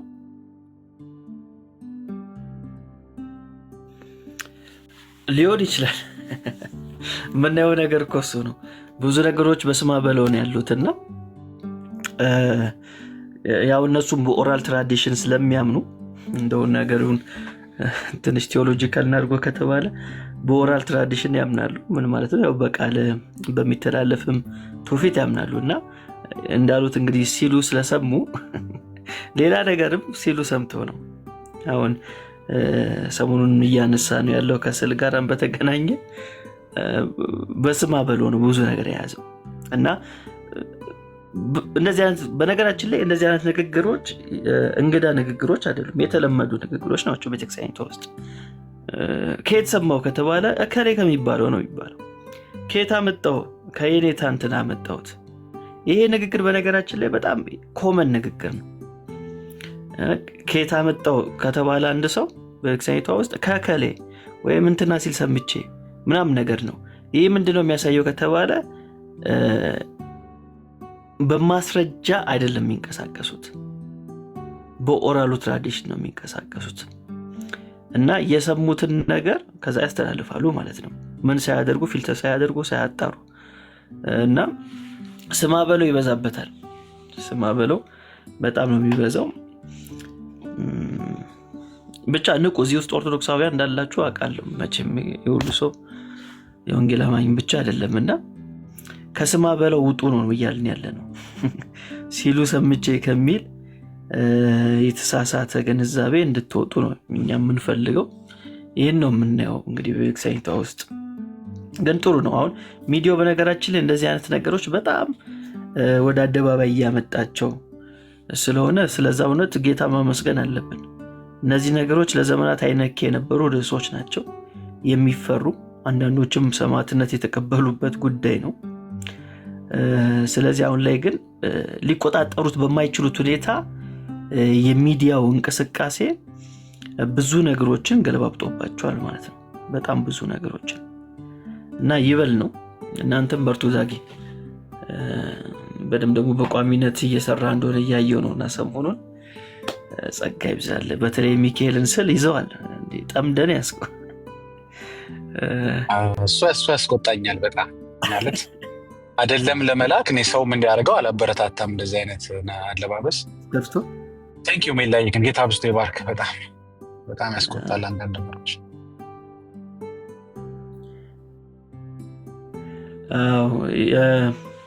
ቪዲዮን አሳያችሁት የሚካኤል ከታች ሴጣኑን ላይ ያሳየን። ቀጥሉ አንተ ማለካንም ጌርሳ ማለ ቀጥሉ እንዳልክዬ ብሩኬ ቀጥሉ። ተባረኩ። እስከዚያ ድረስ ይዘነው የነበረው የሚካኤል ስዕል እንግዲህ በሴት አምሳል የተሳለ ስዕል ነው ተብለናል። በሴት አምሳል የተሳለ ስዕል ነው። ሴጣኑ ደግሞ አንድ የካቶሊክ ጳጳስ ነው።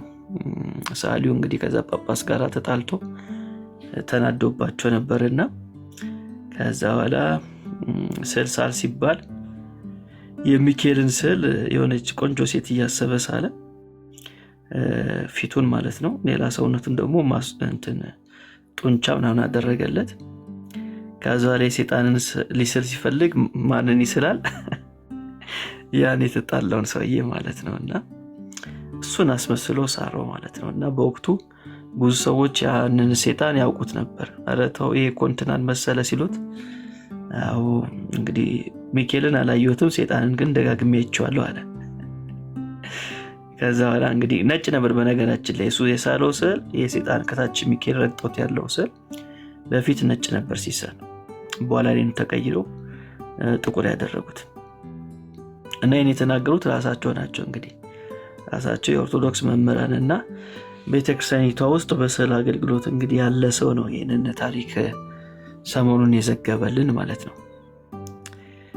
እና ኦፕስ ይበዛል አይተህ እንደሆነ ብዙ ኦፕስ ይበዛል አይተህ እንደሆነ አርሴማ ባርባራ ነች ኦፕስ ብለህ አስበዋል። ሚካኤል ረጅም ዘመን እንትን የነበረ ኦፕስ ይሄ አይደለም ስትል ትልቅ እምነት ተቋምን እየመራህ ሲሉ ሰምቼ ነው ስትል አይነት ነገሮች አይተዋል። በጣም በንድሉ ፓኬጁ በጣም እንትን ነው አስፈሪ ነው ብለህ ያስቆጣል። የእምነቱ ተከታይ ከሆንክ ትንሽ ያስቆጣል። ገባ ቀልድ ነው እንዴት የያዘው አይነት ስሜት ይፈጥራል። እና ካለህ በቪዲዮን ብታሳየን የሚላይ ደስ ይለኛል። እኛ ቅድም አሳይቻለሁ ግን እኔ ሙሉን አይደለም ያሳየኋቸው። ተባርክ ነው እንዴ? ኦኬ እሺ ይቻላል።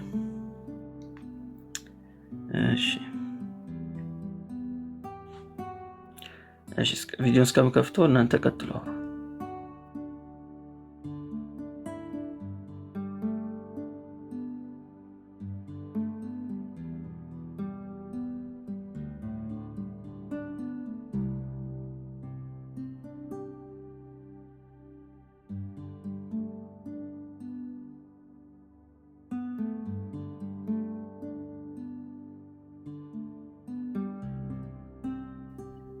ዝምታ ሆነ። ሜሎስ ጌታ ይባርክ። ሰላም ላንተ ይሁን። ኤኒታይም ኢንተራክት ማድረግ ትችላለህ እና እግዚአብሔር ይመስገን። እኛ ስዕላት እኮ እንፈራቸው ነበር ፊት ለፊት ሲያዩን። እነሱ በሌሉበት ነበር አንዳንድ ነገር ምናወራውና ትክ ብለው ስለሚያዩ። አሁን እዚህ ያላችሁ ኦርቶዶክሶች ታድላችኋል። ይህንን ትሰማላችሁ። ዜን በቃ ነውሽታን ነው የምትሏቸው። ፍርሃቱ ይለቃቸዋል። ከንቱ ነው በቃ። ሄድና መናፍቅ ነህ ብለዋለች ሰላም ለኪ።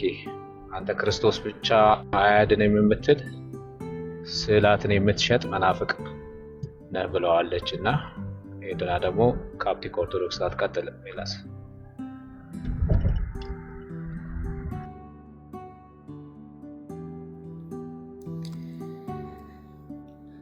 እሺ እንግዲህ ስሙ ኦርቶዶክሳውያን፣ በደንብ ጆሮአችሁን ከፍታችሁ ስሙ ታሪካችሁን። የማናውቀውን ብዙ ነገር አስተምረውናል፣ እናመሰግናለን። ግን ባለፈው ጠይቄ አልመለሳችሁልኝም። በጌታ መልሱልኝ። የቅዱስ ሚካኤል ስዕል በእግሩ ዲያብሎስን ረግጦ ያለው የካቶሊኮች ነው ይባላል እና ትክክለኛውን ብታሳውቁኝ ግራ ስለገባኝ ነው። እባካችሁ መልሳችሁን ጠብቃለሁ። አመሰግናለሁ ብለዋል። ቤተክርስቲያን በቤተ ክህነት ደረጃ ቀድማ ተዘጋጅታ ስዕሎቿን ፎቶ አስነስታ ወይ አስላ አዘጋጅታ ህትመትን አላስጀመረችም። ህትመት የጀመረው በግለሰቦች እና በነጋዴዎች ነው። በዛ ሂደት የሌላ እምነት ሰዎች ስዕልን የመሸጥ እድሉ ተከፈተላቸው። አሁን በዚህ አገባብ በስር ዋጽ የገቡብን ስዕሎች ውስጥ አንዱ የቅዱስ ሚካኤል ስዕል ነው። ተመልከቱ። በስር ዋጽ ከገቡብን ስዕላቶች መካከል አንዱ ነው ያለው። አንዱ አሁን ዛሬ መርዶ አንዱ ላይ ነው፣ የሚካኤል ላይ ነው። ብዙ አሉ። በስር ዋጽ ከገቡ ማለት በተለያየ ስህተቶች ከገቡ ስዕላቶች መካከል አንዱን ነው ዛሬ እየነገሩን ማለት ነው። ነገ ደግሞ ሌላውን ይነግሩናል። ከነገ ወዲያ ደግሞ ሌላውን ይነግሩናል። እና ዛሬ የምንሰማው አንዱን ነው። እሺ የትኛው ሰይጣን ሲረግጠው አድማጫችን ያውላችሁ ይሄ ስዕል ማለት ነው። ይሄ ስዕል አይደለም ቤት በቤተክርስቲያኒቷ ውስጥ ራሱ ያለ ስዕል ነው። እጅግ የተወደደ የተከበረ የሚፈራ ሰዎች የሚሰግዱለት የጽዋ ፕሮግራም ያላቸው ሰዎች የሚካኤል ሰፈር ለሰፈር ይዞት የሚዞሩት የሚስሙት በመጋረጃ አድርገው አስቀምጠው ሽቶ እየቀቡት እየሳሙት እየሰገዱለት እልል እያሉ የሚዘምሩለት ስዕል ነው። በኦርቶዶክስ ዝማሪዎች ላይ በተለይ ሚካኤልን በተመለከተ የምናገኘው ግንባር ቀደም ነው የምናገኘው ስዕል ይህ ስዕል ነው። እንግዲህ ይህ ስዕል ታሪካዊ ዳራው ምን ይመስላል? የጠየቁት ማለት ሰይጣን እያረገ። ስለዚህ ትክክል ናቸው ማለት ልክ አይደለም ማለት ነው። ስዕሉ የካቶሊክ ነው። አሁን ለመጣ ነው መነሻው ነው። የካቶሊክ ነው ብለን ዝም ብለን ብንናገር ሰው ሊደነግጥም ይችላል። ተመልከቱ፣ ሰው ምን ሊል ይችላል? ሊደነግጥ ይችላል። ስለዚህ ኦርቶዶክስ እንዳትደነግጡ ተብሎ ነው ብዙ ነገር የማይነገራችሁ። አያችሁ፣ እንዳትደነግጡ ነው የማይነገራችሁ እንጂ በጣም ብዙ የሚያስደነግጥ ነገር አለ። የሚችሉት እንደሱ ስላሉ እዚህ ውስጥ የለም እኮ እንዳልኩ ነው። 100 ዓመት ራሱ ወደኋላ ብትሄድ ከ100 ዓመት በፊት የነበሩ ኢትዮጵያውያን ኦርቶዶክሳውያን አሁን ተነስተው ቢያዩ እነሱ ሌላ ዓለም ውስጥ ያሉ ነው የሚመስላቸው። ሌላ ይሄ ገመድ ኦርቶዶክስ ቤተክርስቲያን ነው ብለው ሁሉ ሊጠራጠሩ ይችላሉ። ተመልከቱ፣ ይሄ ደግሞ በጣም መሰረታዊ ነገር ነው። ከዛሬ 100 ዓመት በፊት የነበሩ ኦርቶዶክሳውያን ማለት የሞቱ ከሞት ቢነሱና አሁን ኦርቶዶክስ ቤተክርስቲያንን ገብተው ቢያዩ ይጠራጠራሉ። ይሄ ኦርቶዶክስ ቤተክርስቲያን ነው ይላሉ። እውነት ነው፣ እኛ የምንለው ይሄ ነው። ይሄ ኦርቶዶክስ ቤተክርስቲያን ነው ይላሉ። በሌላ አገላለጥ ምን ማለት ነው? ንግግሩ ከ100 ዓመት ቢያንስ በእነሱ ንግግር ከ100 ዓመት ወደዚህ ቤተክርስቲያኒቷ ውስጥ የማይታወቁ ብዙ መጽሐፍ ቅዱሳዊ ልምምዶች አሉ ማለት ነው። እኛስ ያልነው ይሄንን አይደል? በተለይ በስዕል ጉዳይ ላይ ያጋጠመን ፈተናና ያለው ተሐድሶ በጣም ከፍተኛ የሆነ ትግል አለ ያለው ተሐድሶ። ወደ ስዕሉ ታሪካዊ ስንመጣ ስዕሉ የተሰራው የመጀመሪያው ስዕል በዛ መልኩ ተደርጎ የተሰራው በ17ኛው ክፍለ ዘመን በ1636 ዓመተ ምህረት ነው የተሰራው። ጣሊያን ውስጥ ይገኛል። ቤተክርስቲያኑ የእመቤታችን ቤተክርስቲያን ሳንታ ማሪያ ዴላ ኮንስቲዮኒ ይባላል ቦታው። ጣሊያን ውስጥ የሚገኝ ነው። በሮም የምትገኝ ጣሊያን ውስጥ ነው። ሰዓሊው ደግሞ ጊዮዶሬኒ ይባላል። የታወቀ ሰዓሊ። አሁን ጊዮዶሬኒ ወደ ቅዱስ ሚካኤል ስዕል ስንመጣ ምን ተፈጠረ? ጊዮዶሬኒ የነበረበት ቦታ ካርዲናል ባርባራኒ ነው። እና የጊዮዶሬኒ ፓትሮን ወይም የሚያስለው አካል ባርባራኒ ይባላል። ከማን ጋር ይጣላል? ከፓንፊሊጂ ጋር ይጣላል። ያው የጣሊያን ስም ነው። ካርዲናል ፓንፊሊኒ ይላል። ካርዲናል ጋር ተጣላ። እንደውም ፓንፊሊጂ የሚባለው ሰው ጳጳሱ በኋላ ፓትሪያርኩ ይሆናል። ፖፓቸው ሁሉ ይሆን እና ፖፕ ዘ ኢነሰንት የሚባል 10ኛው የሚባሉ የዋሁ ፖፕ ተብሎ ይታወቃል። በዊኪፒዲያ በምን የታወቀ ነው። ሰርች ማድረግ ይችላል። ይሄ ጂዮቫኒ ባቲስታ ፓንፊሊጂ የሚባለው ሰው ከቢዮዶ አያችሁታ? ይህ ሰውዬ ነው እንግዲህ ቶሪኒ ጋር ጸባላቸው። ጂዮቫኒ ባቲስታ ፓንፊሊጂ የሚባለው ሰው አያችሁታ? ይህን ነው እንግዲህ ሰይጣን ያሉት። ፓንፊሊኒ ይላል። ከቢዮዶሬኒ ጋር ጸባላቸው። ከዛ የቂም ቋጥሯል ጊዮዶሬኒ ሰዓሊው ማለት ነው። ከዛ ምን አደረገ? ሲስለው ባርባራኒ ቅዱስ ሚካኤልን ውብ አድርገህ ሳልልኛል። ከዛ በገባው መጠን አድርጎ እንደ ዘመኑ ትንሽ ይሄ ውብ የሚመስሉ ሴቶች አሉ አይደል? ወደ ፌሚኒን በሆነ መልክ አድርጎ ቅዱስ ሚካኤልን ሰራውና ተመልከቱ። ቅዱስ ሚካኤል እንዴት ነው የሰራው? በሴት ፌሚኒን አድርጎ ነው የሰራው። አሁን ለአንድ መልአክ እንደዚህ አይነት ነገር አስባችሁታል? ፌሚኒን አድርጎ ጡንቻው ምን እንደሚታይ አድርጎ ሰርቶት፣ ከዛ ልክ ከዛች የሚረገጠውን ግን ማንን አደረገ? ፓንፊሊጂ ፓንፊሊጂን አስቀመጠ። የተጣለው ሰው ፎቶ ራሱ ራሱ ቁጭ አደረገው እና እንደውም ምን ይላል? ሰው ሁሉ ጠየቀው በኋላ፣ ኧረ አንተ ሰውዬ ይህ እኮ ፓንፊሊጂን መሰለ ጳጳሱን መሰለ ነው ሲሉት ምን አለ? ለተጠየቁ ጥያቄ መልአኩን ማየት አልቻልኩም፣ በመሆኑም ከአእምሮዬ ምናብ ነው የሳልኩት አለ። ሰይጣንን ግን በተደጋጋሚ አይቼዋለሁ፣ በጥንቃቄ አለ። የሚደንቅ ነው። በጥንቃቄ ተመልክቼው ልክ እንዳየሁት የፊቱን ገጽ አስተካክየዋል። የተጣለውን ሰው ማለት። ስለዚህ እየሰራ እያረመ ነው ራሱ ስዕሉ የተሰራው። አሁን ይሄ ስዕል ነው መጥቶ ለኢትዮጵያ ኦርቶዶክስ ቤተክርስቲያን እንደ መለያ እየተደረገ ያለው ማለት ነው። እና ያው ያሳዝናል፣ ትክክል አይደለም። ወደፊት ቀስ እያለን ሰው እያወቀው ሲመጣ በትክክለኛው ቅዱስ ሚካኤል ስዕል ይተካል። እሺ፣ በትክክለኛ የቅዱስ ሚካኤል ስዕል ይተካል። መቼ? ወደፊት። እስከዛ እስከሚተካ ድረስ ለፓንፊሊኒ ሽቷችሁን እየቀባችሁ ቀጥሉ ማለት ነው። ፓንፊሊኒ፣ አይ ፓንፊሊኒ። እሺ ወንድሞች ምን ትላላችሁ ፓንፊሊኒ ላይ?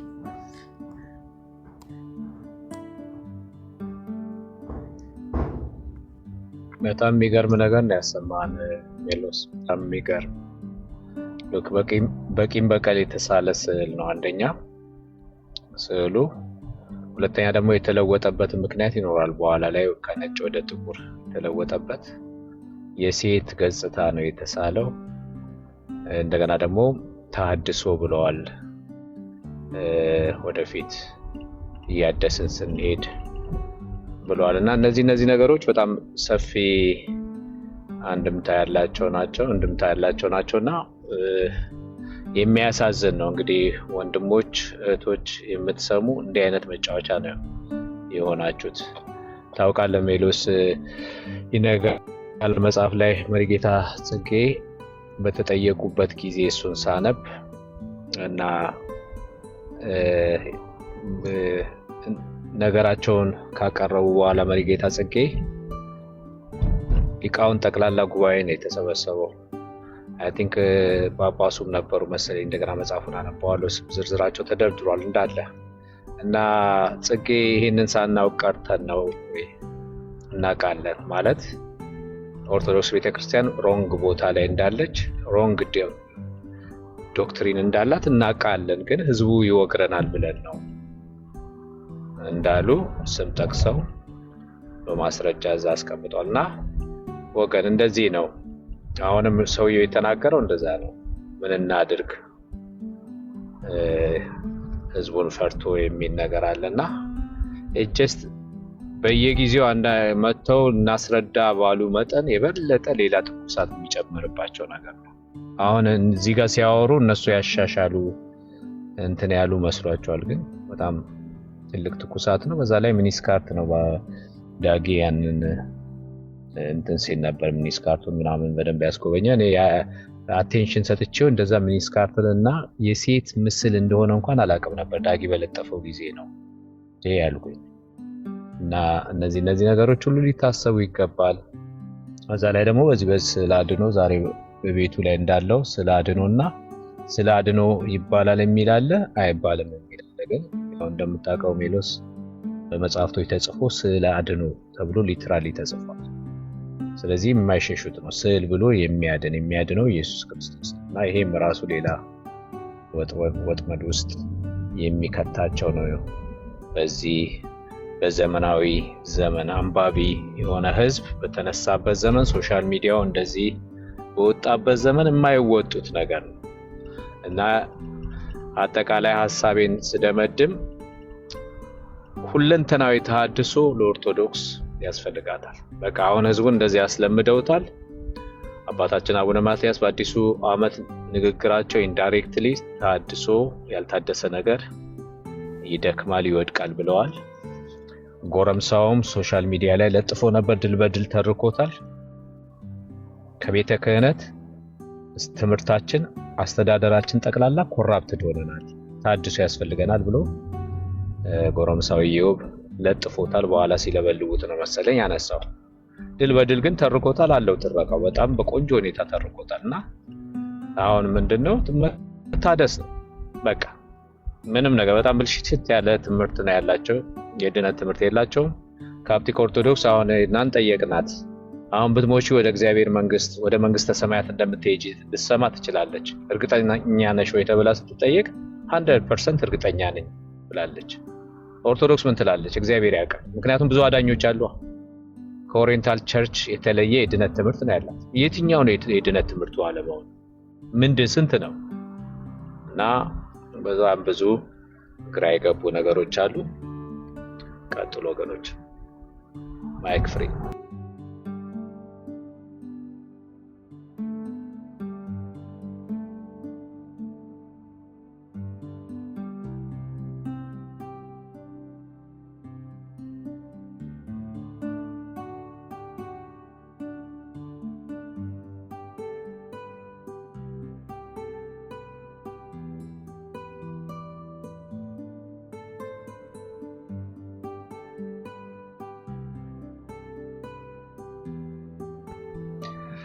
ብሩኬ ተኝተሃል እንዳልክ ዳጊ ቢመቸው ይገባ ነበር ወዲያውና